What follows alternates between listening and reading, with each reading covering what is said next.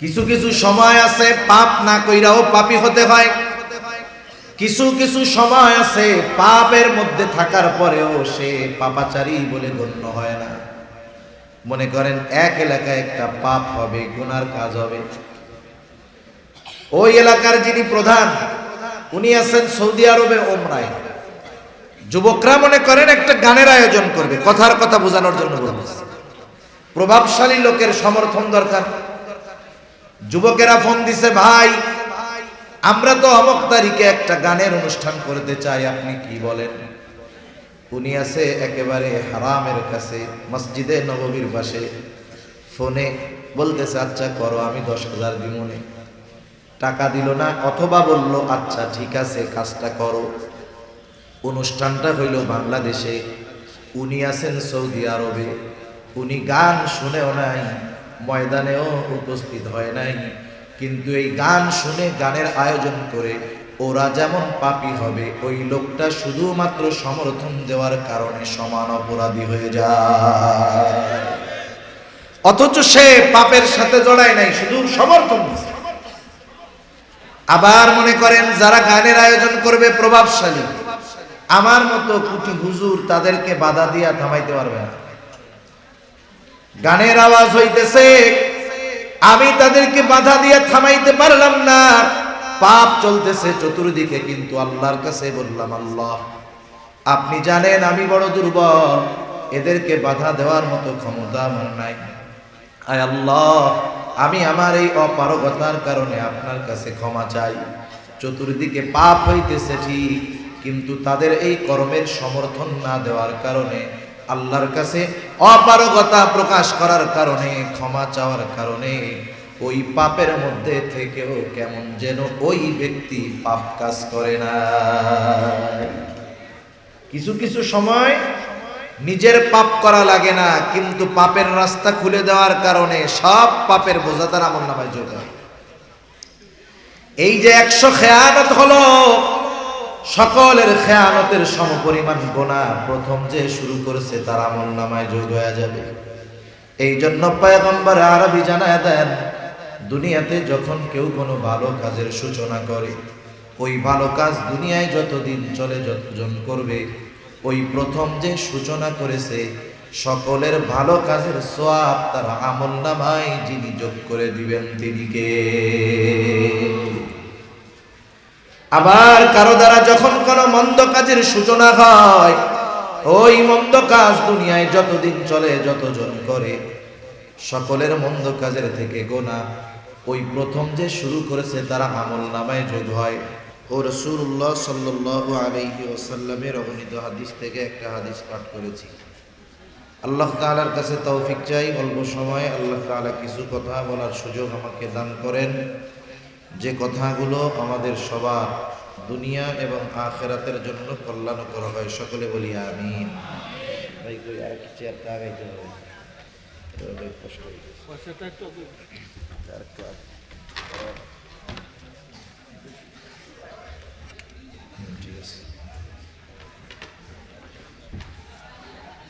আমি যে আয়াতখানা আপনাদের খেদমতে তিলাওয়াত করেছি, উক্ত আয়াতের মধ্যে আল্লাহ সুবহানাহু ওয়া তাআলা আমাদেরকে দুটো বিষয়ের আদেশ দিয়েছেন।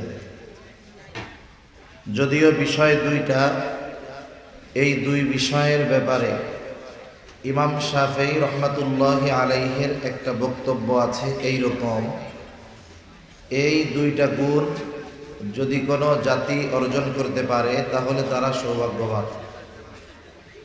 সেই জন্য আল্লাহ সুবহানাহু ওয়া তাআলা এই দুইটা বিষয়ের আদেশ করার পরে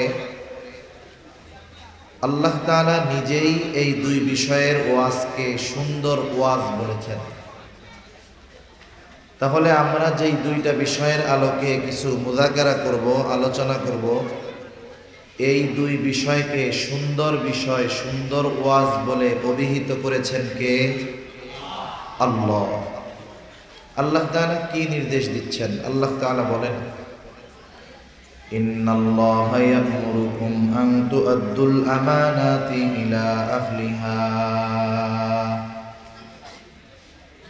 ওয়া ইযা হাকামতুম বাইনান লিন-নাসি আন তাহকুমু বিল-আদল। আল্লাহ রাব্বুল আলামিন বলেন, ইন্নাল্লাহা ইয়া'মুরুকুম আন তু'আদ্দুল আমানাতি ইলা আহলিহা। নিশ্চয়ই আল্লাহ তাআলা তোমাদেরকে আদেশ দিচ্ছেন, নির্দেশ দিচ্ছেন যে তোমরা আমানত তার হকদারের কাছে পৌঁছায়া দাও। 2 নম্বর আল্লাহ তাআলা বলেন, ওয়া ইযা হাকামতুম বাইনান নাস আন তাহকুমু বিল আদল। তোমরা যখন মানুষের মধ্যে বিচার আচার করবা, ন্যায় বিচার করবা। 1 নম্বর আমাদেরকে আমানতদার হওয়ার নির্দেশ দিয়েছেন আল্লাহ। 2 নম্বর ন্যায় বিচারের নির্দেশ দিয়েছেন আল্লাহ। যেই জাতির মধ্যে আমানতদারিতা এবং ন্যায় বিচার পাওয়া যায়, ওই জাতি বড় সৌভাগ্যবান জাতি। আপনারা একটু বুঝে থাকলে বলেন তো, আমাদের মধ্যে কি আমানতদারিতা পরিপূর্ণভাবে আছে? ন্যায় বিচার আছে? তাহলে আসলেও আমাদের নসিব বড় খারাপ। একটা মানুষের দ্বারা সমগ্র জাতিকে হয়তো পরিবর্তন করা সম্ভব হয় না, কিন্তু একটা মানুষ নিজেকে নিজে পরিবর্তন করতে পারে, এই যোগ্যতা আল্লাহ তাআলা প্রত্যেকটা মানুষকে দিয়েছে। নিজেকে নিজে পরিবর্তনের যোগ্যতা যার মধ্যে নাই, সেই লোকটা তো সুস্থ মানুষ হইতে পারে না। যেমন একটা পাগল, যে নিজের ভালো মন্দ বোঝে না, সে যত সুঠামদেহী হোক না কেন, সুস্থ হোক না কেন, ও যদি পাগল হয় আর নামাজ না পড়ে, ওর কোনো গুনাহ হবে? গুনাহ হবে না, পাপ হবে না। এজন্য আমরা কমপক্ষে নিজেদেরকে পরিবর্তনের নিয়তে কথাগুলো শুনবো ইনশাআল্লাহ। আল্লাহ রাব্বুল আলামিন 1 নম্বরে বললেন, আমানতদার হও তথা আমানত তার হকদারের কাছে ফিরায়া দাও। এই আয়াতের শানে নুজুল যদি বর্ণনা করতে যাই লম্বা সময় চলে যাবে, কিন্তু মুফাসসিরিনে কেরাম বলেন, এখানে আমানত দ্বারা সব ধরনের আমানতই উদ্দেশ্য। এই জন্য আল্লাহ তাআলা 1 নম্বরে আদেশ করলেন, বান্দা তুমি আমানতদার হও, আমানত তার হকদারের কাছে ফিরায় দাও। আমানতদারিতা এটা হলো মুমিনের ভূষণ, আর আমানতের খেয়ানত করা এটা হলো মুনাফিকের অন্যতম আলামত।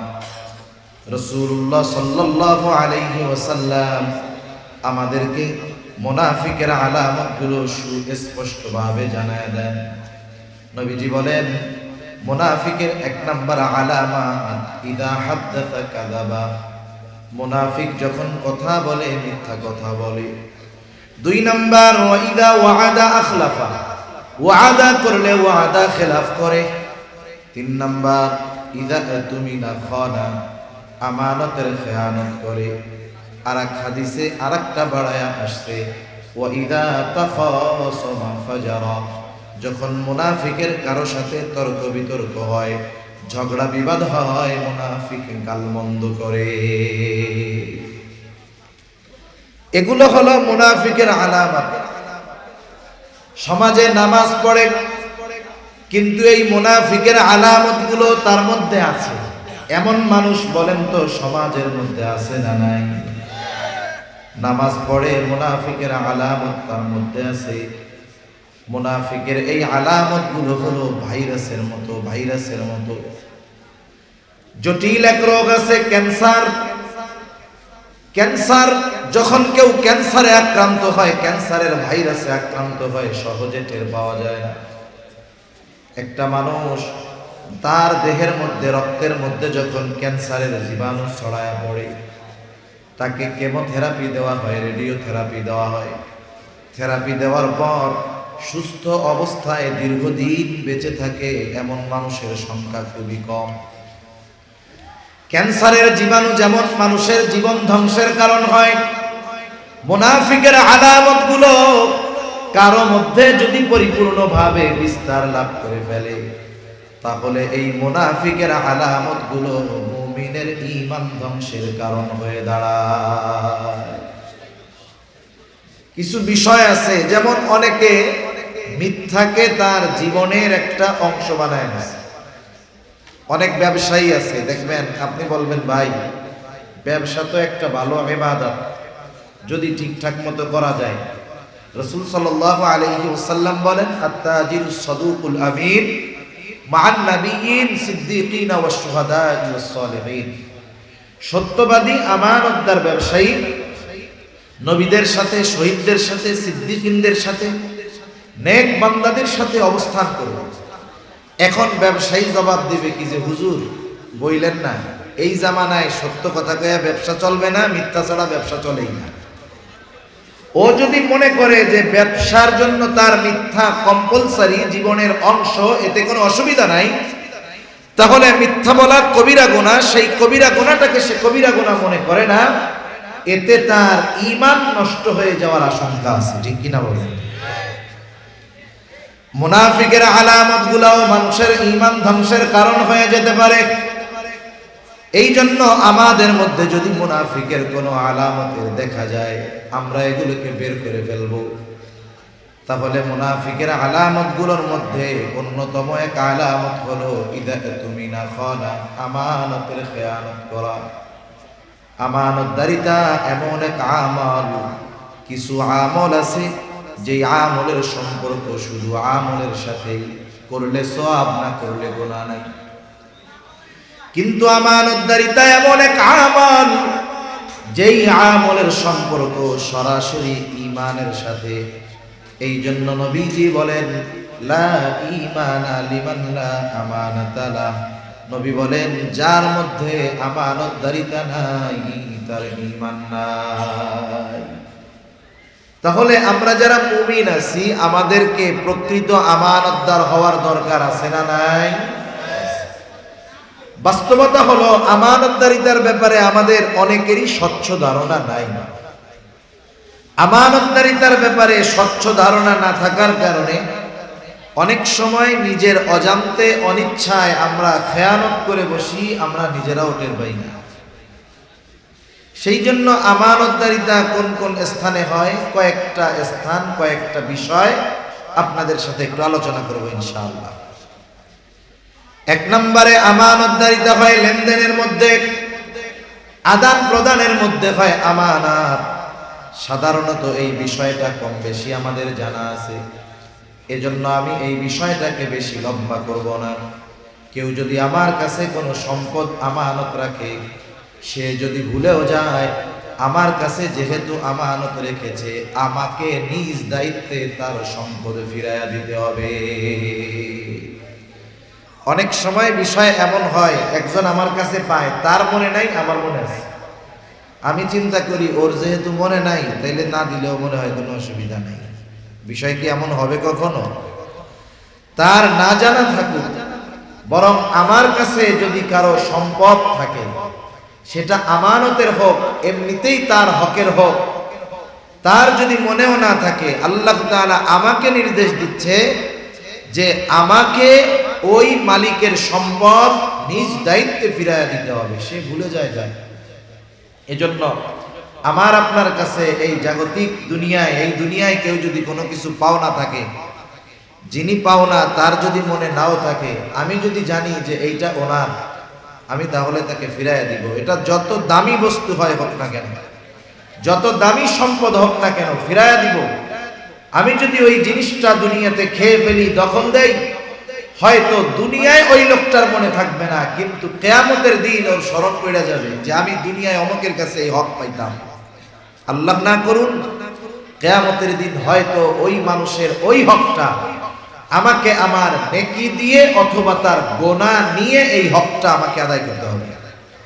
এজন্য আমি দুনিয়া থেকে যাওয়ার আগে এই চিন্তা করব যে আমার কাছে যেন কোনো মানুষের হক না থাকে। কারণ আল্লাহ তাআলার হক যদি শয়তানের ধোঁকায় নষ্ট করেও বসি, আশা করা যায় আল্লাহ তাআলা তো মহান গফুরুর রহিম, তিনি হয়তো মাফ করে দিবেন। কিন্তু দুনিয়াতে কেউ যদি আমার কাছে কোনো হক পায়, কিয়ামতের দিন ওই সামান্য হকের জন্য সে আমাকে ছেড়ে দিবে না। তাহলে এক নাম্বার আমানত হয়, আমানত লেনদেনের মধ্যে হয় আমানত। দুই নাম্বার কথাও কিন্তু আমানত হয়। রাসূলুল্লাহ সাল্লাল্লাহু আলাইহি ওয়াসাল্লাম বলেন, ইদা হাদ্দাসার রাজুলু সুম্মা ইলতাফাতা ফাহিয়া আমানাতুন। নবীজি বলেন, যখন কোনো মানুষ কথা বলে আর এদিকে সেদিকে তাকায়, ফাহিয়া আমানাতুন, ওই কথাটা আমানত হয়ে যায়। কিছুই বলা লাগবে না, শুধু কথা বলে আর ডানে বামে তাকায় দেখে যে কেউ শোনে কিনা, কেউ দেখে কিনা। এখন যিনি কথাটা ডানে বামে তাকায় বলতেছেন, ওনার আমাকে বলা লাগবে না যে হুজুর এই কথাটা কিন্তু খুব গোপন কথা, আপনি কিন্তু কারো কাছে বললেন না, এটা তার বলা লাগবে না। তার ওই অঙ্গভঙ্গিমার দ্বারাই ওই কথাটা যে আমার কাছে আমানত, এটা বুঝে নিতে হবে আমাকে। কিন্তু আমাদের অবস্থা ব্যতিক্রম। কেউ যদি আমার আপনার কাছে বলে যে হুজুর এই কথা আপনারে বললাম, আপনি কিন্তু হুজুর আর কেউ কইেন না, হুজুর কাজ সারা, সে নিজের পায়ে নিজে কুড়াল মেরে গেল। ও যে বলছে হুজুর কেউ রে বললেন না, আমার আর একজনের কাছে না বলা পর্যন্ত আমার পেটের মধ্যে আর ভালো লাগে না, কথা হজম হয় না। সে আমার চোখে এড়াল হওয়ার আগে আমি আর একজনকে ডাক দিয়া বলি, শোনো ওই লোক আমার কাছে কি বলছে জানো? বলে হুজুর কেমনে জানবো? বলে আমাকে খুব বিশ্বাস করে, এই কথাগুলো বলছে, কারো কাছে বলতে মানা করছে, আমি শুধু তোমার কাছে বললাম, তুমি কিন্তু আর কাউরে বইলো না। ওই লোক চিন্তা করবে হুজুর যেহেতু একজনের কাছে বলছে, আমিও মনে হয় একজনের কাছে বলা যায় যাচ্ছে। কারণ এদেশের অনেক সাধারণ মানুষ এখনো উলামায়ে কেরামকে দলিল মনে করে। দেখবেন একজন একটা কাজ করতেছে যার সাথে শরীয়তের সাথে কোনো সম্পর্ক নাই, সে কাজটা করতেছে। আপনি তারা জিজ্ঞাসা করলেন, এই ভাই এই কাজ করো কেন, এটা তো ভালো কাজ না। বলে অমুক হুজুরে করছে, আমি করলে দোষ, তাই না? তার মানে দেখেন, উলামায়ে কেরাম যখন একটা কাজ করে, একটা কথা বলে, এখনো অনেক সাধারণ মানুষ ওই কাজ, ওই কথাকে দলিল মনে করে, বৈধ মনে করে। ও লোক মনে করবে যে হুজুর যেহেতু আমার কাছে বলছে, আমারও মনে হয় একজনের কাছে বললে অসুবিধা নেই। ও আর একজনকে বলবে, শোনো হুজুর আমাকে এই কথা বলছে, কারো কাছে বলতে মানা করছে, আমি শুধু তোমার কাছে বললাম, তুমি আর কাউরে বইলো না। এইরকম করতে করতে সকালের কথা দুপুর পর্যন্ত পৌঁছায় যায় 100 জনের কাছে। যে যাকে বলে শুধু বলে আমি তোমারে বললাম, তুমি কিন্তু কাউরে কইও না।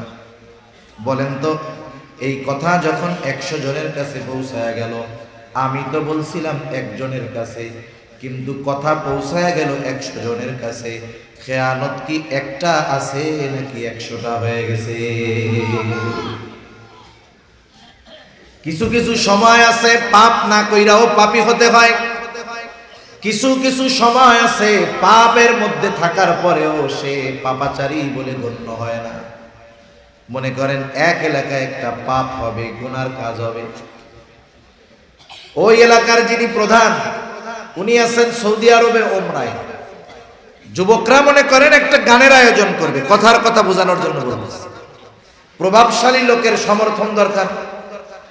যুবকেরা ফোন দিছে, ভাই আমরা তো অমুক তারিখে একটা গানের অনুষ্ঠান করতে চাই, আপনি কি বলেন? উনি আছে একেবারে হারামের কাছে, মসজিদে নববীর পাশে। ফোনে বলতেছে আচ্ছা করো, আমি 10,000 দিমনে। টাকা দিল না, অথবা বলল আচ্ছা ঠিক আছে কাজটা করো। অনুষ্ঠানটা হইল বাংলাদেশে, উনি আছেন সৌদি আরবে। উনি গান শুনেও নাই, ময়দানেও উপস্থিত হয় নাই, কিন্তু এই গান শুনে গানের আয়োজন করে ওরা যেমন পাপী হবে, ওই লোকটা শুধুমাত্র সমর্থন দেওয়ার কারণে সমান অপরাধী হয়ে যায়। অথচ সে পাপের সাথে জড়ায় নাই, শুধু সমর্থন। আবার মনে করেন যারা গানের আয়োজন করবে প্রভাবশালী, আমার মতো কুটি হুজুর তাদেরকে বাধা দিয়া থামাইতে পারবে না। গানের আওয়াজ হইতেছে, আমি তাদেরকে বাধা দিয়ে থামাইতে পারলাম না, পাপ চলতেছে চতুর্দিকে, কিন্তু আল্লাহর কাছে বললাম আল্লাহ আপনি জানেন আমি বড় দুর্বল, এদেরকে বাধা দেওয়ার মতো ক্ষমতা আমার নাই। আয় আল্লাহ, আমি আমার এই অপারগতার কারণে আপনার কাছে ক্ষমা চাই। চতুর্দিকে পাপ হইতেছে ঠিক, কিন্তু তাদের এই কর্মের সমর্থন না দেওয়ার কারণে, আল্লাহর কাছে অপারগতা প্রকাশ করার কারণে, ক্ষমা চাওয়ার কারণে ওই পাপের মধ্যে থেকেও কেমন যেন ওই ব্যক্তি পাপ কাজ করে না। কিছু কিছু সময় নিজের পাপ করা লাগে না, কিন্তু পাপের রাস্তা খুলে দেওয়ার কারণে সব পাপের বোঝা তার আমলনামায় যোগ হয়। এই যে 100 খেয়ানত হলো, সকলের খেয়ানতের সমপরিমাণ গুনাহ প্রথম যে শুরু করেছে তার আমলনামায় যোগ হয়ে যাবে। এই জন্য পয়গম্বর আরবি জানায় দেন, দুনিয়াতে যখন কেউ কোনো ভালো কাজের সূচনা করে, ওই ভালো কাজ দুনিয়ায় যতদিন চলে, যতজন করবে, ওই প্রথম যে সূচনা করেছে সকলের ভালো কাজের সওয়াব তার আমলনামায় যিনি যোগ করে দিবেন তিনি কে? আবার কারো দ্বারা যখন কোনো মন্দ কাজের সূচনা হয়, ওই মন্দ কাজ দুনিয়ায় যতদিন চলে, যতজন করে, সকলের মন্দ কাজের থেকে গোনা ওই প্রথম যে শুরু করেছে তারা আমলনামায় যোগ হয়। নবীজি জানায় দেন, দুনিয়াতে যত অবৈধ হত্যাকাণ্ড হয়, সকল হত্যাকাণ্ডের গোনা ওই আদম আলাইহিস সালামের প্রথম সন্তান যে দুনিয়াতে সর্বপ্রথম অন্যায়ভাবে হত্যাকাণ্ড সংগঠিত করেছিল, তার আমলনামায় সকল হত্যাকাণ্ডের গোনা যোগ হয়ে যায়। এজন্য কেউ যদি এমন কোনো কথা আমার কাছে বলে, যেই কথা গোপন করার দ্বারা ইসলামের ক্ষতি হবে না, রাষ্ট্রের ক্ষতি হবে না, মানুষের ক্ষতি হবে না, তাহলে ওই ধরনের কথা গোপন করতে হবে। যেই কথা প্রকাশ করলে ওই লোকের সম্মান নষ্ট হবে, ওই লোক মানুষের সামনে লজ্জিত হবে, তাহলে ওই লোকের ওই ধরনের দোষ ত্রুটিগুলো গোপন করতে হবে। যদি আমি তাকে মানুষের সামনে ছোট করার জন্য দোষ ত্রুটি গোপন করে না করে মানুষের সামনে বলে বেড়াই, তাহলে কি হবে? নবীজি সাল্লাল্লাহু আলাইহি ওয়াসাল্লাম বলেন, মান সাতারা মুসলিমান সাতারাল্লাহু লাহু ফিদ দুনিয়া ওয়াল আখিরাহ, যে এক মুমিন ভাইয়ের দোষ ত্রুটি গোপন করবে, আল্লাহ তাআলা দুনিয়া আখিরাতে তার দোষ ত্রুটি গোপন রেখে দিবে। আবার কেউ যদি আরেক ভাইকে অপমান করার জন্য, লজ্জা দেওয়ার জন্য দোষ ত্রুটি প্রকাশ করে দেয়, ওই ব্যক্তি যদি ঘরের কোণেও বসে থাকে, ওইখানে থাকা অবস্থায় হলেও আল্লাহ তাআলা ওই দোষ প্রকাশকারীকে অপমান করবে। এজন্য অনেক সময় অনেক মানুষ আমার আপনার কাছে তার ব্যক্তিগত লাইফের, ব্যক্তিগত জীবনের অনেক কথা শেয়ার করে, পারিবারিক জীবনের অনেক কথা আমার আপনার কাছে হয়তো বলে। ব্যক্তিগত আর পারিবারিক যেই বিষয়, এই বিষয়গুলো গোপনে কার কাছে বলে? যার প্রতি তার আস্থা আছে যে এনার কাছে বললে এই কথাগুলো উনি কারো কাছে বলবে না। কিন্তু আমরা কি করি? যতদিন সম্পর্ক ভালো থাকে কথাগুলা গোপন করি, আর যখন সম্পর্ক খারাপ হয়ে যায় তখন এই কথাকে আমি অস্ত্র হিসাবে ব্যবহার করি। বেশি কথা কইলে কই যে বেশি কথা কইও না, তোমার গোপন খবর সব আমার কাছে কিন্তু আছে। মানুষের সামনে বইলা দিলে কিন্তু মুখ দেখাইতে পারবা না, এরকম বলে কি বলে না? অথচ আমরা তো এমন এক নবীর উম্মত, যেই নবী শত্রুর আমানত এই ব্যাপারেও সর্বোচ্চ সচেষ্ট ছিলেন। রাসূল আকরাম সাল্লাল্লাহু আলাইহি ওয়াসাল্লাম যখন মক্কা থেকে মদিনায় হিজরত করবে, আল্লাহ তাআলার পক্ষ থেকে নির্দেশ আসছে, পয়গম্বর অচিরেই আপনার হিজরত হবে ইয়াসরিব মদিনায়। কিন্তু কোন দিন হবে, কোন সময় হবে, এখনো আল্লাহ তাআলা জানান নাই। এই দিক দিয়া কাফেররা চক্রান্ত করতেছে, মুহাম্মদকে দুনিয়ায় রাখা যাবে না, দুনিয়া থেকে চিরতরে বিদায় করে দিতে হবে। পরামর্শ হলো প্রত্যেক গোত্র থেকে এক একজন যুবক এই হত্যাকাণ্ডে অংশগ্রহণ করবে। যেই রাত্রে তারা এই ঘটনা ঘটানোর সিদ্ধান্ত নিল, ওই দিন আল্লাহ তাআলা জানায় দিলেন, পয়গম্বর আজ রাতটাই হলো আপনার হিজরতের রাত। নবীজি তার ঘরের মধ্যে, কাফেররা চতুর্দিকে সশস্ত্র অবস্থায় ঘিরে ধরছে, একত্রে নবীজির উপরে আক্রমণ করবে। নবীজি ঘরের মধ্যে, সাথে হযরত আলী রাদিয়াল্লাহু তাআলা আনহুকে নিজের বিছানায় শুয়াইয়া রাসূলুল্লাহ সাল্লাল্লাহু আলাইহি ওয়াসাল্লাম হিজরতের উদ্দেশ্যে ঘর থেকে বাইরে হইলেন। আল্লাহ তাআলা কাফেরদের চোখের সামনে পর্দা ফালায়া দিল। চিন্তা করেন, নবীজির ঘরের চতুর্দিকে শত্রুরা সশস্ত্র অবস্থায়, আল্লাহ তাআলা নবীজিকে জানায় দিয়েছেন ওই কঠিন চিন্তার মুহূর্তেও আমার আপনার নবী হযরত আলী রাদিয়াল্লাহু তাআলা আনহুকে ঘরে রেখে যাওয়ার কারণ হলো মক্কার মানুষেরা যদিও নবীজির বিরোধিতা করত, কিন্তু নবীজির আমানতদারিতায় তারা এতটা আশ্বস্ত ছিল যে নবীজির শত্রু পর্যন্ত নির্দ্বিধায় নবীজির কাছে তার দামি জিনিসটা আমানত রাখত। একজন ইংরেজ ঐতিহাসিক নবীজির সিরাত লিখছেন, জীবনী লিখছেন। উনি নবীজির এই আমানতদারিতার ব্যাপারে লিখতে গিয়ে লিখছেন ওনার ভাষায় যে মুহাম্মদ এমন একজন মহামানব, তার বিশ্বস্ততা আমানতদারিতা এত উঁচু পর্যায়ের ছিল যে যেই লোকটা তাকে কষ্ট দিত, তার শত্রু তাকে কষ্ট দিত, ওই লোকটাও একেবারে নির্দ্বিধায় নিশ্চিন্ত মনে তার দামি বস্তুটাকে মুহাম্মদ সাল্লাল্লাহু আলাইহি ওয়াসাল্লামের কাছে আমানত রাখত। এমনকি তার দুশমনেরা নিজেদের কাছে নিজেদের সম্পদ যতটা নিরাপদ মনে করত, তার চাইতে বেশি নিরাপদ মুহাম্মাদুর রাসূলুল্লাহ সাল্লাল্লাহু আলাইহি ওয়াসাল্লামের কাছে রাখাটাকে মনে করত। সুবহানাল্লাহ। যেই নবী শত্রুর আমানতের বস্তুও ফিরায়া দেওয়ার ব্যবস্থা করে এরপরে হিজরতের সফর শুরু করেছেন, আমরা তো সেই নবীর উম্মত, আমাদের আমানতদারিতার অবস্থা কি আল্লাহই ভালো জানে। এই জন্য কথাও কিন্তু আমানত হয়। 3 নাম্বার, দায়িত্ব কিন্তু আমানত। দায়িত্ব আমানত। এখন তো এমন এক জামানা, মানুষ দায়িত্ব নেওয়ার জন্য প্রতিযোগিতা করে, আবার অনেকে টাকা দিয়ে দায়িত্ব কিনতে চায়। দায়িত্ব কেনা বেচা হয় না? হয়তো দায়িত্ব কেনা বেচা হয়। অনেক জায়গায় দেখবেন, অনেকে শুনি আর কি এরকম খবর যে চেয়ারম্যান ইলেকশন করবে, নির্দিষ্ট একটা দলীয় মার্কা নেওয়ার তার আশা। এই মার্কা নেওয়ার আশায় সে 3 কোটি 4 কোটি টাকা ব্যয় করেছে চেয়ারম্যানই নমিনেশন পাওয়ার জন্য। এমপি ইলেকশন, চেয়ারম্যানই নমিনেশন পাওয়ার জন্য 3-4 কোটি টাকা ব্যয় করেছে।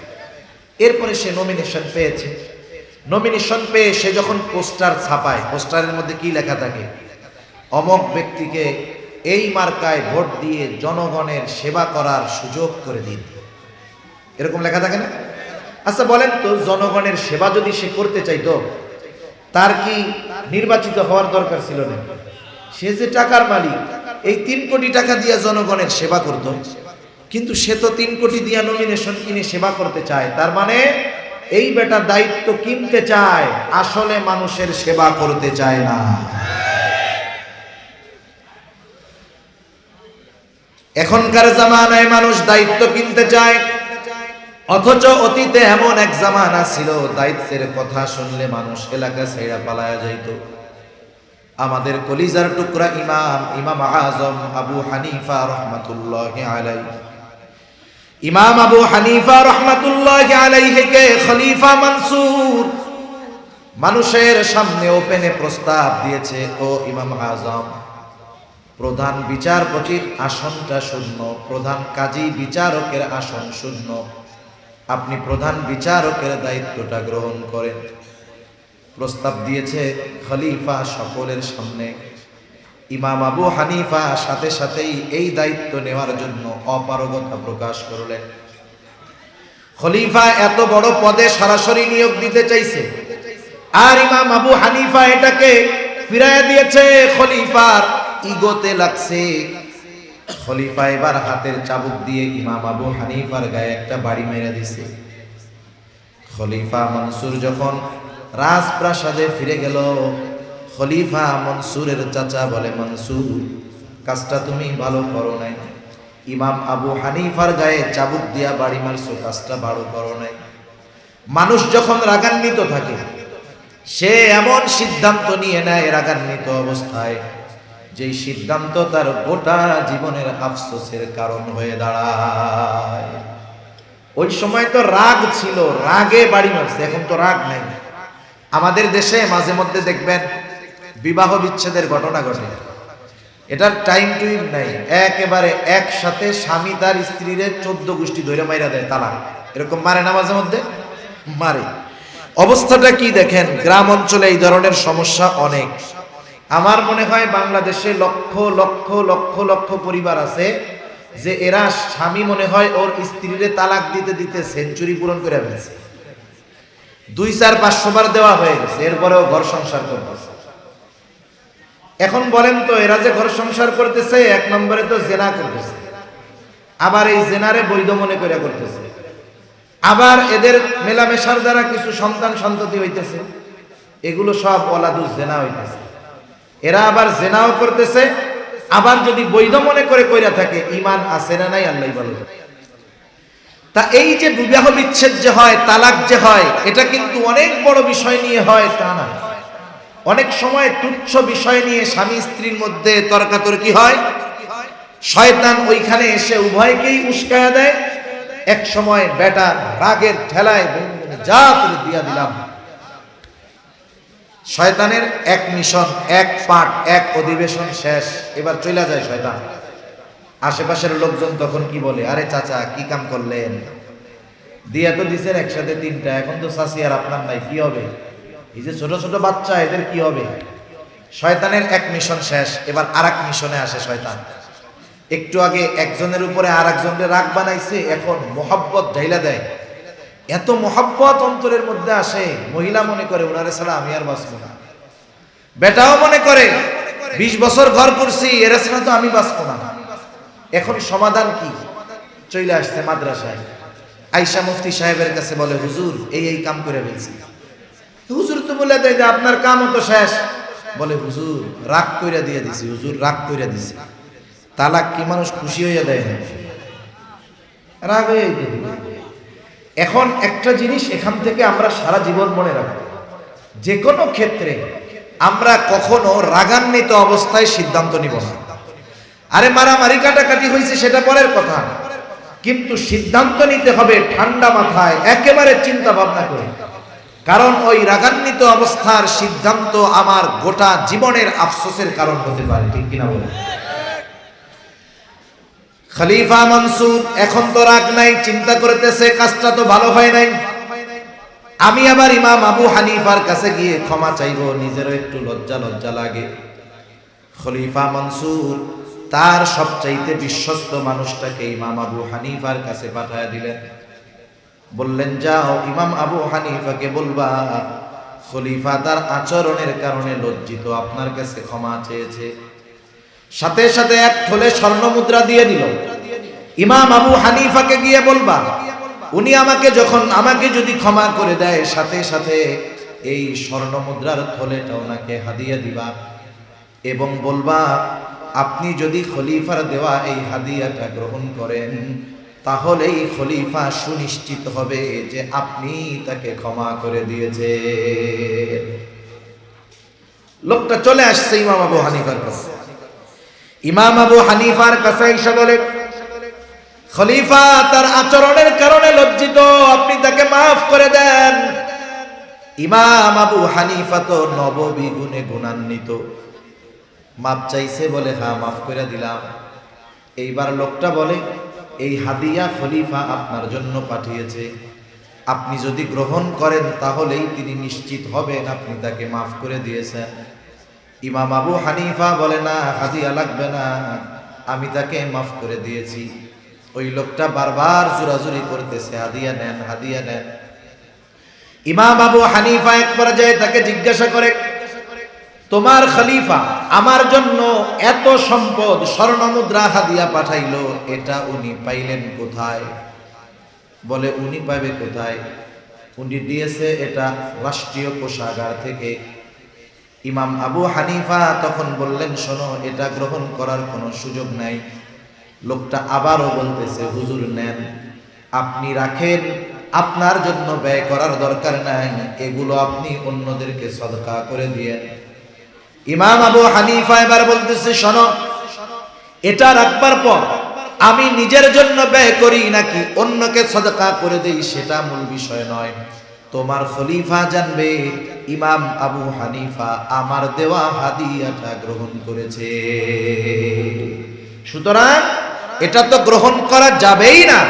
সাথে সাথে তুমি তোমার খলিফাকে এটা ফেরত দিবা, আর বলে দিবা ইমাম আবু হানিফা এই কথা বলছে যে খলিফার জন্য এই রাষ্ট্রীয় কোষাগার থেকে যেই পরিমাণ সম্পদ ভাতা হিসাবে দেওয়া হয়, তাকে যতটুকু ভাতা দেওয়া হয় ওই ভাতার থেকে 1 টাকা বেশিও খলিফা নিজের কাজে ব্যয় করার অধিকার রাখে না।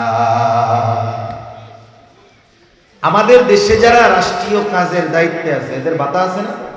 মেম্বার সাহেবের ভাতা আছে না? যেই ভাতা আছে এর বাইরে 1 টাকাও যেই বরাদ্দ আসবে ওই ওয়ার্ডে তার জন্য নেওয়া জায়েজ আছে। কিন্তু আমরা তো বাংলাদেশে দেখি, কার ভাষায় আর বলবো, একেবারে রাস্তার লোক কোনো মতে মেম্বার হইছে, আগে গাছতলায়ও বাড়ি ছিল না, 5 বছর মেম্বার, বাড়ি 5 তলা হয়ে গেছে। আল্লাহ জানে কি পরিমাণ খায়। চেয়ারম্যানের জন্য একটা ভাতা আছে না? ভাতা আছে, ওর বাইরে 1 টাকাও তার নেওয়া বৈধ না। এমপি সাহেবের ভাতা আছে না? আছে। কিন্তু আমরা কয়েকদিন আগে খবরে দেখলাম আমাদের বাংলাদেশের একজন এমপি সাহেব, ওনার নাকি লন্ডনেই 226টা বাড়ি। এতকাল শুনতাম সিলেটের মানুষ লন্ডনে, আপনারা কি করছেন বুঝলাম না তো। সেই চিটাগাংয়ের এক লোক একাই লন্ডনে 250 বাড়ি বানায় ফেলতেছে, আপনারা কি করলেন? চিন্তা করে দেখেন, একজন এমপি, তার একটা ভাতা আছে, তার এলাকায় উন্নয়নের জন্য বরাদ্দ দেওয়া হয়, তাকে যেই ভাতা দেওয়া হয় ওই বরাদ্দ থেকে 1 টাকা তার মেরে নেওয়ার সুযোগ নাই। রাষ্ট্রপ্রধানের ভাতা আছে, প্রধানমন্ত্রীর ভাতা আছে, গোটা দুনিয়ার নিজাম এইটা। ওই ভাতার বাইরে 1 টাকাও রাষ্ট্র থেকে নেওয়া জায়েজ নাই। আপনারা হয়তো জেনে থাকবেন করোনাকালীন সময় আসল বাস্তবতা হলো ইসলামের নামাজ, রোজা, হজ, যাকাত, আনুষ্ঠানিক ইবাদতগুলো আমাদের মধ্যে আছে, আমাদেরকে আমরা রাখছি, কিন্তু চারিত্রিক কিছু বিষয় আছে, এই বিষয়গুলো অমুসলিমেরা আমাদের থেকে নিয়ে গেছে। এই করোনাকালীন সময় ইংল্যান্ডের প্রধানমন্ত্রী ছিল কি, ক্যামেরন যেন, ওই লোক ইংল্যান্ডের প্রধানমন্ত্রী। ওই লোক একদিন খবরে দেখলাম বলতেছে সে প্রধানমন্ত্রিত্ব ছেড়ে দিবে। কারণ কি? বলে এই প্রধানমন্ত্রীর দায়িত্ব পালন করতে গিয়ে আমি যে ভাতা পাই এতে আমার সংসার চলে না। সে দায়িত্ব ছেড়ে দিবে কেন? সংসার চলে না এই জন্য। আর আমাদের দেশে ওই বেটা যে কোন জামানায় আছে, আর আমাকে দেশে আইসা যদি কোনো মতে খালি চেয়ারম্যান হইতে পারতো, সব অভাব দূর হয়ে যেত। তা যাই হোক, কথা অন্য দিক চলে যাইতেছে। খলিফা মনসুরকে গিয়ে বলবা তার জন্য যেই ভাতা বরাদ্দ আছে এই ভাতার বাইরে 1 টাকা ব্যক্তিগত কাজে ব্যবহার করার অনুমতি তাকে ইসলাম দেয় না। লোকটা চলে গেছে খলিফার কাছে। মানুষের কাজ হইল কি জানেন? মানুষ যখন একজনের কথা আর একজনের কাছে বলে, কিছু চগলখোর মার্কা লোক আছে, তিল চিনেন? তিল তিল তিল তো একেবারে ছোট না। এখন ঘটনা ঘটছে, তিল আর একজনের কাছে গিয়া ওই ঘটনাটারে এমন বলবে ওইটা তালের সাইজ হয়ে যাবে। তাল চিনেন না? অনেক বড় না? তিলকে তাল বানায় ফেলে, মশলা টসলা মাখায়া ইমাম আবু হানিফার ব্যাপারে খলিফার কাছে বলছে। এবার খলিফা আরো রাগ হয়ে গেছে। খলিফা সাথে সাথে নির্দেশ দিল, যাও ইমাম আবু হানিফাকে জেলখানার মধ্যে আটকাও। ইমাম আবু হানিফাকে জেলখানার মধ্যে আটকায় দেওয়া হলো। প্রতিদিন চাবুক দিয়ে আঘাত করা হতো আর বলা হতো আপনি যদি প্রধান বিচারকের দায়িত্ব নেন ছেড়ে দেওয়া হবে।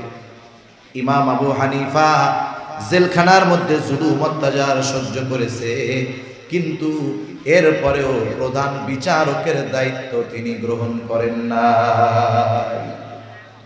আর একটা বিষয় বলি, আমাদের দেশের মানুষ এরা মনে করে জেলে গেলেই মনে হয় খারাপ মানুষই মনে হয় জেলে যায়। ইমাম আবু হানিফা ওনার মতো লোকের জেলে যাওয়া লাগছে। ইমাম আহমদ ইবনে হাম্বল রহমাতুল্লাহি আলাইহির মতো মানুষের জুলুমের শিকার হইতে হয়েছে। ইমাম আবু হানিফা জেলে গেছে। ইউসুফ আলাইহিস সালামকে ষড়যন্ত্রের কবলে পড়ে জেলখানায় যাওয়া লাগছে। জেলখানায় 2 ধরনের মানুষ যায়। কয় ধরনের বলেন তো? দুজনে বলেন না, কয় ধরনের? এক ধরনের হলো সবচেয়ে খারাপ মানুষ, আর এক ধরনের হলো ওই জামানার শ্রেষ্ঠ মানুষ যারা, তারা ওলামায়ে কেরাম যারা জেলে আছে চুরির কারণে যায় নাই, দুর্নীতির কারণে যায় নাই, শুধুমাত্র হকের কথা বলার কারণে, সঠিক কথা বলার কারণে, ইসলামের পক্ষে বলার কারণে জেলে যাওয়া লাগছে, ঠিক কিনা বলেন? এই জন্য যখন উলামায়ে কেরাম এই হকের উপরে থাকার কারণে জেলে যায়, কারা নির্যাতিত হয়, জুলুমের শিকার হয়, আল্লাহ তাআলা তাদের উপরে এই জুলুমকে বৃথা যেতে দেয় না। আখিরাতে অগণিত পুরস্কার তো আল্লাহ রাখছেন। যখন ওই জেল জুলুম অত্যাচার সহ্য করে মুক্ত বাতাসে আসে, আগের চাইতে আল্লাহ তাআলা ওই নির্যাতিত মানুষগুলোর মর্যাদা আরো বাড়ায়া দেয়। এজন্য আমরাও তো দেখতেছি আমাদের দেশে আহলে হক উলামায়ে কেরাম যারাই জেলখানা থেকে বের হয়, বলেন তো জেলে যাওয়ার আগে যেই সম্মান মর্যাদা জনপ্রিয়তা ছিল, ওই সম্মান মর্যাদা জনপ্রিয়তা বাড়ে না কমে? কত গুণ বাড়ে এটা মোটামুটি ক্যালকুলেটর দিয়ে হিসাব করা যাবে না। এজন্য জেলে গেলেই যে খারাপ মানুষ তা না, জামানার শ্রেষ্ঠ মানুষগুলাকেও জেলে যাওয়া লাগে শুধুমাত্র সত্যের উপরে অটল অবিচল থাকার কারণে, ঠিক কিনা বলেন? ইমাম আবু হানিফার ব্যাপারে সর্বশেষ দুইটা মত পাওয়া যায় ঐতিহাসিকদের। একটা মত হলো ইমাম আবু হানিফা যখন তার অবস্থার উপরে অটল, খাবারের সাথে বিষ প্রয়োগ করে ইমাম আবু হানিফাকে দুনিয়া থেকে চিরতরে বিদায় করে দেওয়া হলো। আর একটা হলো যখন তিনি অত্যাচারের মাত্রা প্রবল আকার তার উপরে ধারণ করেছে, প্রচন্ড দুর্বল হয়ে গেছেন, ওনাকে গৃহবন্দী করে দেওয়া হলো। আমাদের বাংলাদেশেরও একজন বিখ্যাত আলেমকে গৃহবন্দী করে দেওয়া হয়েছিল, জানেন? ওই অবস্থাতেই জীবনের বহুকাল অতিবাহিত করেছেন এবং দুনিয়া থেকে বিদায় নিয়ে গেছেন। ইমাম আবু হানিফাকে গৃহবন্দী করে দেওয়া হলো। ওই অবস্থায় দুনিয়া থেকে তিনি বিদায় নিলেন। ওনাকে জিজ্ঞাসা করা হলো, হুজুর, যেই কারণে আপনার উপরে এত জুলুম অত্যাচার, সেই দায়িত্ব নেওয়ার যোগ্যতা আল্লাহ তাআলা আপনাকে দিয়েছিলেন। ওই জামানায় যদি প্রধান বিচারপতির দায়িত্ব গ্রহণ করার মতো যোগ্যতা সম্পন্ন একজন ব্যক্তি থাকতো, তিনি হতেন ইমাম আজম আবু হানিফা রাহমাতুল্লাহি আলাইহি। আপনি এই দায়িত্ব নিলে এই জুলুম অত্যাচারের শিকার আপনার হওয়া লাগতো না। ইমাম আবু হানিফা বললেন, আমি সেইটা জানি, তবে কেন আপনি এই দায়িত্ব নিলেন না? ইমাম আবু হানিফা বললেন, শোনো, আমি যেই দায়িত্ব গ্রহণ করি নাই, কিয়ামতের দিন আল্লাহ তাআলা ওই দায়িত্বের ব্যাপারে আমাকে জিজ্ঞাসা করবে না। কিন্তু আমি যদি প্রধান বিচারকের দায়িত্ব নিতাম, এই দায়িত্ব পালন করতে গিয়ে যদি কারো উপরে জুলুম হয়ে যাইতো, ত্রুটি বিচ্যুতি হয়ে যাইতো, এই দায়িত্বের খেয়ানতের কারণে কিয়ামতের দিন আল্লাহ তাআলার সামনে খেয়ানতের বোঝা নিয়ে আমাকে উপস্থিত হওয়া লাগতো। আবু দাউদের হাদিস, নবীজি সাল্লাল্লাহু আলাইহি ওয়াসাল্লাম বলেন, আমাদের কাউকে যখন কোনো দায়িত্ব দেওয়া হয়, রাষ্ট্রীয় সরকারি দায়িত্ব দেওয়া হয়, কেউ যদি ওই দায়িত্বের সুচ পরিমাণ খেয়ানত করে, সুচ পরিমাণ, নবীজি বলেন কিয়ামতের দিন ওই লোকটা খেয়ানতের বোঝা নিয়ে আল্লাহর সামনে উপস্থিত হবে। সেজন্য দায়িত্ব আমানত। যদি কোনো দায়িত্ব আমার আপনার উপরে চলেই আসে, তাহলে এই দায়িত্ব যথাযথভাবে পালন করতে হবে। এখন তো দায়িত্ব পাইলে কত আনন্দ করে, আগে দায়িত্ব পাইলে তার মধ্যে আরো পরিবর্তন হয়ে যেত। হযরত ওমর রাদিয়াল্লাহু তাআলা আনহুর ব্যাপারে যখন আবু বকর সিদ্দিক রাদিয়াল্লাহু তাআলা আনহুর থেকেই পাওয়া গেল যে আমার পরে ওমর রাদিয়াল্লাহু তাআলা আনহুকে খলিফা বানানো হবে, কতজন গিয়ে অভিযোগ করছে উনি হইল কড়া মেজাজের মানুষ, আপনি নরম মেজাজের মানুষ, উনি কড়া মেজাজের মানুষ, এই কারণে কেউ ওনার কাছে সহজে ভিড়বে না। উনি বললেন, দায়িত্ব পাক ওই কঠোর মানুষটা, আসলে উনি তো কঠোর দ্বীনের ব্যাপারে, কিন্তু ওই মানুষটাই যখন দায়িত্ব পেয়েছেন, খেলাফতের দায়িত্ব তাকে দেওয়া হয়েছে, তার জীবনের কত পরিবর্তন হয়েছে এটা কম বেশি আমাদের সকলের জানা আছে, ঠিক কিনা বলেন? সেজন্য আমরা তো দায়িত্ব পাইলে অহংকারী হয়ে যাই। আমরা দায়িত্ব পেলে এই দায়িত্বকে নিজের স্বার্থে ব্যবহার করে অন্যের উপরে জুলুম চালাই, অথচ উচিত ছিল দায়িত্ব পাওয়ার পরে ভীত হওয়া, শঙ্কিত হওয়া যে আমার উপরে কোটি কোটি মানুষের জিম্মাদারি। এতকাল আল্লাহর সামনে শুধু আমাকে আমার ব্যাপারে জবাবদিহিতা দেওয়া লাগতো। আজকে যখন আমি রাষ্ট্রের দায়িত্ব নিলাম, ওই রাষ্ট্রে যত মানুষ আছে সকলের ব্যাপারে আমাকে আল্লাহর সামনে জবাবদিহিতা করতে হবে। ঠিক কিনা বল? ভীত হওয়ার কথা ছিল, কিন্তু এখন মানুষ দায়িত্ব পাইলে আরো অহংকারী হয়ে যায়, ফেরাউনের মতো অবস্থা। আল্লাহ সকলকে বুঝদান করুন। তাহলে দায়িত্ব আমানত, শরীয়তের সকল বিধিবিধান আমানত। আল্লাহ তাআলা কোরআনুল কারীমের মধ্যে বলেন, ইন্না আরাদনাল আমানাতা আলাস সামাওয়াতি ওয়াল আরদি ওয়াল জিবাল ফাআবাইনা আন ইয়াহমিলনাহা ওয়া আশফাকনা মিনহা ওয়া হামালাহাল ইনসান। আল্লাহ তাআলা বলেন, আমি এই আমানত আসমানের কাছে, জমিনের কাছে, পর্বতের কাছে পেশ করলাম। তারা প্রচন্ড ভীত সন্ত্রস্ত হয়ে গেল, এই আমানত তারা বহন করলো না। কি সেই আমানত? মুফাসসিরিনে কেরাম বলেন সেই আমানত হলো কোরআন, কেউ বলেন শরীয়তের বিধিবিধান, একই কথা। কোরআনুল কারীম হলো আমানত।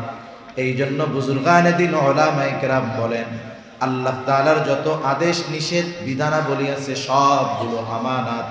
আদেশটাও আমানত, নিষেধটাও আমানত। যেই বিষয়ের আদেশ, যেমন নামাজ পড়ো, যাকাত দাও। এখন একজন নামাজ পড়ে নাই, সে যদি নামাজ না পড়ে, এক নম্বরে সে আল্লাহ তাআলার ওই আদেশ নামক আমানতের খেয়ানত করে। দুই নাম্বার, নামাজ না পড়ার কারণে যেই গুনাহ আছে সেই গুনাহ তার আমলনামায় যোগ হয়ে যায়। নিষেধ আমানত। আল্লাহ বলছে হারাম খেও না, সুদ খেও না, ঘুষ খেও না। কেউ যদি সুদ ঘুষ খায় বা অন্যান্য নিষেধমূলক যে কাজগুলো একটা করে, এক নাম্বার নিষেধ করেছে তুমি সুদ খাও না, এই নিষেধ অমান্য করে সুদ খাইলো, নিষেধটা ছিল আমানত, এক নম্বরে আমানতের খেয়ানত করলো। দুই নম্বর, সুদ খাইলে গোনা আছে না নাই? এই যে কেমন এক গোনা, আজীব এক গোনা। এই গোনা যে করে আসলে সে মস্তিষ্ক বিকৃত একজন মানুষ। সুস্থ মস্তিষ্কের কোনো মানুষ সুদের সাথে সম্পৃক্ত হতে পারে না। সেজন্য শরীয়তের সকল বিধিবিধান আমানত। এই জানমাল আমার আপনার কাছে আমানত। আল্লাহ রাব্বুল আলামিন বলেন, ইন্নাল্লাহা আশতারা মিনাল মুমিনিনা আনফুসাহুম ওয়া আমওয়ালাহুম বিআন্না লাহুমুল জান্নাহ। আল্লাহ তাআলা বলেন, আমি মুমিনের জান এবং মালকে জান্নাতের বিনিময়ে কিনে নিয়েছি। কেনা বেচা হবে তা না, কেনা বেচা হয়ে গেছে, কেনা বেচা হয়ে গেছে, কিন্তু এখনো হ্যান্ড ওভার হয় না। কেনা বেচা হয়েছে, এখনো কি হয় নাই? আদান প্রদান হয় নাই, মানে হ্যান্ড ওভার হয় না। অনেক সময় দেখেন না, কেনা বেচা এরকম হয় যে একজন কিনছে কিন্তু মাল বুঝা পায় নাই, কিন্তু ওই মালের মালিক কিন্তু সে হয়ে গেছে। এজন্য আমার আপনার জানমালের মূল মালিক কে বলেন তো? আরো জোরে বলেন না কে? আর আমি আপনি কিসের মালিক বলেন তো? জান্নাতের মালিক। কিসের মালিক? জান্নাতের মালিক। এখন আল্লাহ তাআলা জানমাল আমার কাছে রাইখা দিয়েছে। এখন এই জানমাল আমার কাছে আমানত, ব্যবহারের অনুমতি কিন্তু ছিল না, কিন্তু আল্লাহ তো মেহেরবান। আল্লাহ তাআলা দয়া কইরা বলছে, বান্দা আরে তুমিও তো আমার, সুতরাং তোমার জানমাল যেটা এটাও আমার। আমি তোমার অনুমতি দিলাম, নির্দিষ্ট গণ্ডির মধ্যে তুমি তোমার জানমালকে ব্যয় করবা, ভালো কাজে ব্যয় করবা, পরিবারের পেছনে ব্যয় করবা, ভালো খাইতে মন চায় খাবা, মাদ্রাসায় দান করবা, মসজিদে দিবা, কোনো অসুবিধা নেই। কিন্তু বান্দা তোমার ওই শ্রম, তোমার ওই মাল এমন কোনো কাজে ব্যয় করবা না যেখানে ব্যয় করলে গুনাহ হয়। এই জন্য উলামায়ে কেরাম বুজুর্গানে দিন বলেন, কেউ যদি তার টাকা পয়সা গুনার কাজে ব্যয় করে, এক নাম্বার আল্লাহ তাআলার আমানতের খেয়ানত করে, দুই নাম্বার যেই পাপের পেছনে ব্যয় করে সেই পাপটাও তার আমলনামায় যোগ হয়ে যায়। সন্তান সন্ততি আমানত, অঙ্গ প্রত্যঙ্গগুলো আমানত। আমরা যখন অঙ্গ প্রত্যঙ্গের গুনাহ করি, অঙ্গ প্রত্যঙ্গের খেয়ানত হয়। হাত দিয়ে যদি গুনাহ করি, হাতের খেয়ানত হয়। একটু চিন্তা করে দেখবেন এই হাত কত পাপের সাথে জড়াই আমরা। চোখের যদি কোনো গুনাহ করা হয়, চোখের খেয়ানত হয়। পা দিয়ে যদি কোনো গুনাহ করা হয় পায়ের খেয়ানত হয়, কান দিয়ে গুনাহ করা যখন হয় কানের খেয়ানত হয়, অন্তর দিয়ে যদি কোনো পাপের চিন্তা করা হয় অন্তরের খেয়ানত হয়। এই জন্য আল্লাহ তাআলা জানায় দেন ইয়ালামু খাইনাতাল আয়ুন ওয়া মা তুখফিস সুদূর।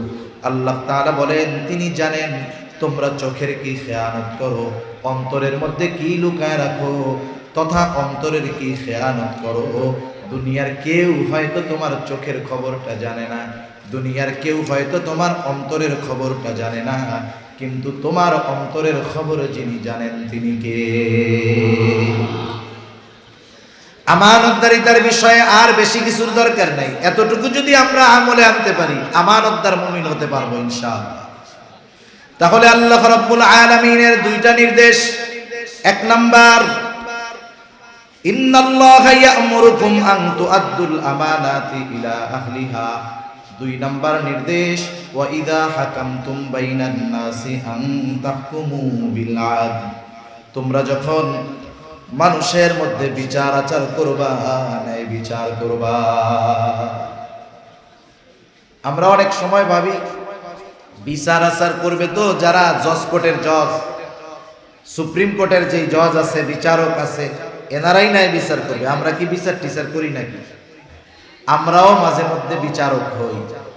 আপনাদের এলাকায় কি গ্রাম্য সালিশ হয়? গ্রাম্য সালিশ, মনে করেন গ্রামে একটা সমস্যা হয়েছে, গ্রামের কিছু নেতৃত্ব স্থানীয় মানুষ আছে, এনারা এই বিষয়টাকে সলিউশন দিয়ে দেন, সমাধান দিয়ে দেন, হয় না? অনেক হয়। এখানে অধিকাংশ ক্ষেত্রে মুরব্বীরা থাকে, প্রবীণ মুরব্বী থাকে। আপনারা তো উলামায়ে কেরামের সান্নিধ্যে থাকা মানুষ, আপনারা ন্যায় বিচার করবেন, এটাই স্বাভাবিক।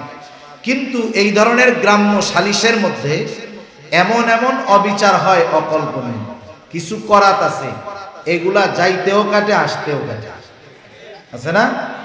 এই ধরনের সালিশ বিচার গ্রামের মধ্যে কিছু মুরব্বী করে, এটা বাদীর কাছ থেকেও খায়, বিবাদীর কাছ থেকেও খায়। যে বিচার প্রার্থী বাদী ওরে বলে শোন 10 লাখ জরিমানা ধরে দিব, 5 লাখ কিন্তু আমাদের, বুঝেন নাই? 10 লাখ ধরে দিব, 5 লাখ আমাদের। আচ্ছা ঠিক আছে। এইবার বিবাদী যে ওরে বলে শোন জরিমানা তো 15 লাখ হয়তো, আমরা 10 লাখ ধরে দিব, আমাদেরকে 2 লাখ দিয়া দিস, তাইলে তোর 3 লাখ বাঁচবে। তাহলে বাদীর কাছ থেকে খাইলো 5 লাখ, বিবাদীর কাছ থেকে খাইলো 2 লাখ। চিন্তা করছেন? এইরকম বিচারক তো আলহামদুলিল্লাহ সিলেটে নাই, আলহামদুলিল্লাহ এখানেও কম বেশি আছে। সেজন্য বিচারক আমি রাষ্ট্রীয় পর্যায়ের হই, সামাজিকভাবে আমাকে বিচারক করা হোক, অথবা দুইজন মুমিন ভাইয়ের দ্বন্দ্ব লাগছে ওখানে আমাকে ফয়সালাকারী হিসাবে নির্ধারণ করা হোক, প্রত্যেকটা স্থানে আমাকে ন্যায় বিচার করতে হবে। অনেক জায়গায় আছে বাবাও তো তার সন্তানের উপরে অবিচার করে, দুই সন্তানের মধ্যে দ্বন্দ্ব, দেখা যায় বাপ একজনের দিকে টানে বেশি, এমন হয় কি হয় না? হয়, অবিচার করে। বাবা বাইচা আছে, বাইচা থাকতেই ছেলের নামে অনেক জমি লেখা দেয়, কিন্তু ওই হারে মেয়েকে লিখে দেয় না। এই যে অবিচার করবে, অথচ আল্লাহ তাআলা ন্যায় বিচারের কথা বলছেন। একটা তাকবীর দেই, নারায়ে তাকবীর। এই তাকবীর দিলেন, যেই হুজুর আসছে এই হুজুরে কি এই তাকবীরে সাজে? নারায়ে তাকবীর। মাশাআল্লাহ। আমাদের বাইরে তো আর পরিচয় করায় দেওয়ার কিছু নাই, চিনেন নাকি আপনারা? দু একজন আছেন নাকি চিনেন না? চিনেন কেউ নাই? আলহামদুলিল্লাহ, আমাদের তরুণ প্রজন্মের একজন উলামায়ে কেরামের স্নেহধন্য একজন আলোচক, সকলে তাকে চিনে। হযরত আলোচনা করবে, আমি 2-1 মিনিটের মধ্যে শেষ করে দিচ্ছি। ন্যায় বিচার, আমার কাছে যদি কেউ বিচার প্রার্থী হয়, শত্রুও যদি আসে তার উপরে ন্যায় বিচার করতে হবে। শত্রু যদি আমার কাছে বিচার চাইতে আসে, শত্রুর প্রতি অবিচার করা যাবে না। আল্লাহ তাআলা বলেন ওয়ালা ইয়াজরিমান্নাকুম শানাআনু কওমিন আলা আল্লা তা'দিলু ই'দিলু হুয়া আকরাবু লিত্তাকওয়া। আল্লাহ তাআলা বলেন কোন কওমের প্রতি বিদ্বেষবশত তোমরা তাদের উপরে অবিচার করবা না, ওইখানেও ন্যায় বিচার করবা। ন্যায় বিচারের অন্যতম উপমা আমার আপনার নবী দেখায় গিয়েছেন। শুধু একটা হাদিস বলে আমি আমার আলোচনাটা শেষ করে দিব। এক নাম্বার বিষয়, ন্যায় বিচার মেনে নেওয়ার মন মানসিকতাও আমাদের থাকতে হবে। ন্যায় বিচার করারও মন মানসিকতা থাকতে হবে, ন্যায় বিচার মেনে নেওয়ার মন মানসিকতা থাকতে হবে। আমি যত প্রভাবশালী হই না কেন, ন্যায় বিচার করার পরে ফয়সালা যদি আমার বিপক্ষে যায়, আমি সেটাকে মেনে নেব। তা না হলে দেশে কোনো সময় ইনসাফ প্রতিষ্ঠিত হবে না। আমরা ন্যায় বিচার মানতে রাজি নাই। আমার প্রভাব আছে, আসলে আমি অপরাধী, আমার বিপক্ষে রায় গেছে, আমি সেটা মেনে নেই না। এটা বড় দুর্ভাগ্যের বিষয়। আর ন্যায় বিচারের ক্ষেত্রে সর্বোচ্চ সতর্কতা, কঠোরতা অবলম্বন করতে হবে। রাসূল আকরাম সাল্লাল্লাহু আলাইহি ওয়াসাল্লামের কাছে বিচার আসছে, এক মহিলা চুরি করেছে, হাত কাটা হবে। কুরাইশ বংশের 3টা গোত্র ছিল, একটা হলো হাশেমি, উমাইয়া, আর একটা হলো মাখজুম। এই 3টা গোত্র ছিল প্রসিদ্ধ, সবচাইতে সম্মানিত। কুরাইশ বংশের সবচাইতে সম্মানিত গোত্র হলো হাশেমি গোত্র। ওই গোত্রে আমার আপনার নবীজি দুনিয়ায় আসছেন। মাখজুম গোত্রের একজন মহিলা চুরি করেছে, কুরাইশ বংশের একটা শাখা। সাহাবায়ে কেরাম চিন্তা করতেছে, নবীজির বংশের মানুষ চুরির অপরাধে যদি ওই মহিলার হাত কাটা হয়, ইসলাম বিদ্বেষী যারা আছে, বেঈমান যারা আছে, ওরা বলবে দেখ নবীর বংশের মানুষ চুরি করে। এই জন্য নবীর কাছে খবর পৌঁছাইতে চায় যে নবীজি এই মহিলা হলো কুরাইশ বংশের। খবরটা কেমনে দেওয়া যায়? ছোট বাচ্চা ওসামা রাদিয়াল্লাহু তাআলা আনহু শিখায়া দিছে, ওসামা তুমি তোমার নানার কাছে গিয়ে বলবা, নানা যেই মহিলার হাত কাটা হবে চুরি করেছে সে মাখজুম গোত্রের মহিলা। ছোট বাচ্চা যা শিখায় দিছে ভিতরে গিয়ে তাই বলছে। নবীজি বুঝতে পারছে এটা তাকে কেউ শিখায়া দিছে। নবীজি বাহিরে আসলেন, আয়েশা বলতেছে, তোমরা কি আমাকে এমন বিষয়ের সুপারিশ করতেছো যেই বিষয়ের জন্য আল্লাহ সুবহানাহু ওয়া তাআলা শাস্তি জারি করার নির্দেশ দিয়েছেন, এমন বিষয়ের ব্যাপারে কি সুপারিশ করতেছো? নবীজি এইবার খুতবা দিলেন। নবীজি বললেন, শোনো, তোমাদের পূর্বে বহুত সম্প্রদায়কে আল্লাহ ধ্বংস করে দিয়েছে। এই কারণে যখন তাদের মধ্যে কোনো সম্ভ্রান্ত ব্যক্তি চুরির অপরাধে আটক হতো, সে উচ্চ বংশীয় মানুষ, তাকে শাস্তি দেওয়া হতো না, ছেড়ে দেওয়া হতো। আবার ওই অপরাধে যখন কোনো দুর্বলকে আটক করা হতো, তার উপরে শাস্তি কার্যকর করা হতো। নবীজি বলেন, শোনো, ওই আল্লাহর শপথ, যার হাতে আমার প্রাণ, এই মহিলার জায়গায় যদি মুহাম্মাদের কন্যা ফাতেমাও হইতো, আমি অবশ্যই তার হাতটাও কেটে দিতাম। এই জন্য আমরা ন্যায় বিচার করব, ন্যায় বিচার মেনেও নেব। ঠিক আছে তো ইনশাআল্লাহ? এই দুইটা যদি আমাদের মধ্যে চলে আসে, ব্যক্তিগত অবস্থান থেকে পরিবর্তন দরকার। আমি পরিবর্তন হই, আমি আমানতদার হই, আমি ন্যায় বিচারক হই, তাহলে ইনশাআল্লাহ এক সময় সামগ্রিক পরিবর্তন আসবে ইনশাআল্লাহ। আল্লাহ তাআলা এবার বলতেছেন, ইন্নাল্লাহা নি'মা ইয়াইদুকুম বি।